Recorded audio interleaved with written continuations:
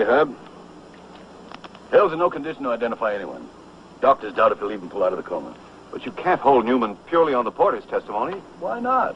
The porter overheard Newman threaten to kill Hale. A minute later, Hale's found unconscious, beaten up. Only circumstantial, Lieutenant. You've got to do a lot better. Unfortunately for Newman, we can. Colonel, Newman and Hale had a brutal battle outside their barracks a few weeks ago, isn't that right? Yes, they did. About gambling, wasn't it? That's correct, Lieutenant. They fought a lot. But believe it or not, basically they're good buddies. Thick or thin, they stick together. I'm not convinced, Colonel. Investigation has shown us that Newman has an uncontrollable temper. He's been in trouble before, twice, as a matter of fact, for fighting. I still say you have no real case, Lieutenant. Maybe not, Herb.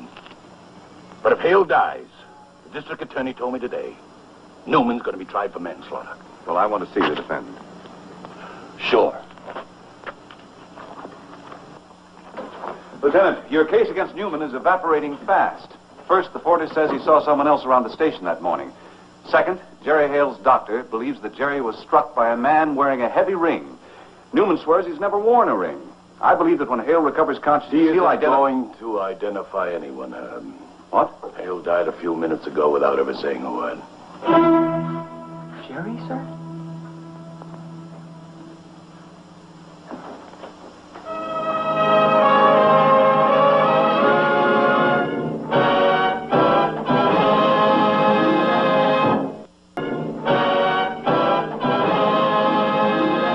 The night he was killed was included in the list.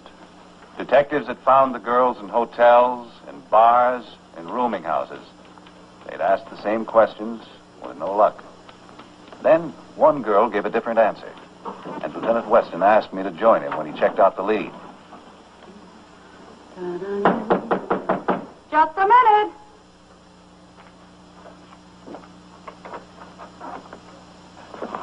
Miss Lamont? Yes? I'm Lieutenant Weston. I'd like to ask you a few questions about a soldier. Look, I'm busy. I already told another cop everything I know. Well, his name is Jerry Hale, and you saw him at a private party, isn't that right? Sure. He flipped over my roommate. Bless her sweet little cold heart. It was love at first stare, that sticky, pure, and innocent kind. And did that roommate of mine ever freeze out that sucker? Is your roommate the one you left with, Miss Lamont? That's right. Call me Lorraine. What was her name? Mary Ann Hunter. Hope you kids aren't embarrassed by a girl's wash. Where's she now? That's a real fine question, mister. She's gone. Gone where? Who knows? Well, she must have said something. In a note, she said she was going home, but that doesn't mean anything. Where's the note? Oh, I threw it away.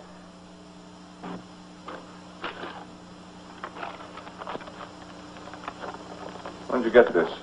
It was here when I got in at 6 o'clock in the morning. The note and $80 she wanted me to give to Kells, and all her things were gone. $80? Yeah, that's what she was into Kells for, she said. Well, you don't sound too unhappy about that. I'm always happy. What's your relationship to Kells? What do you mean? Do you like him? Me? I like men, period. Thank you, Miss Lamont. Miss Lamont? Well, I don't know. You know, it could figure.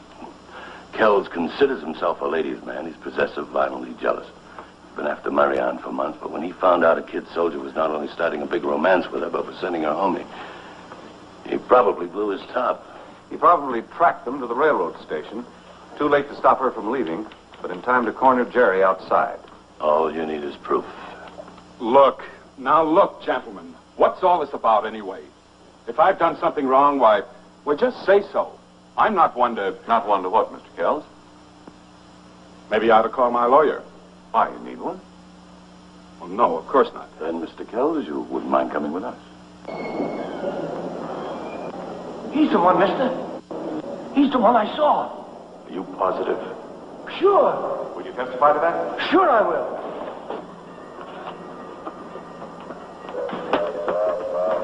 Help!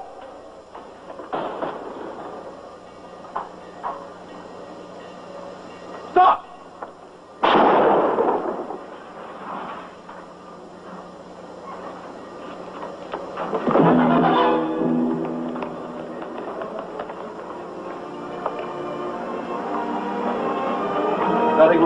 go. Get up.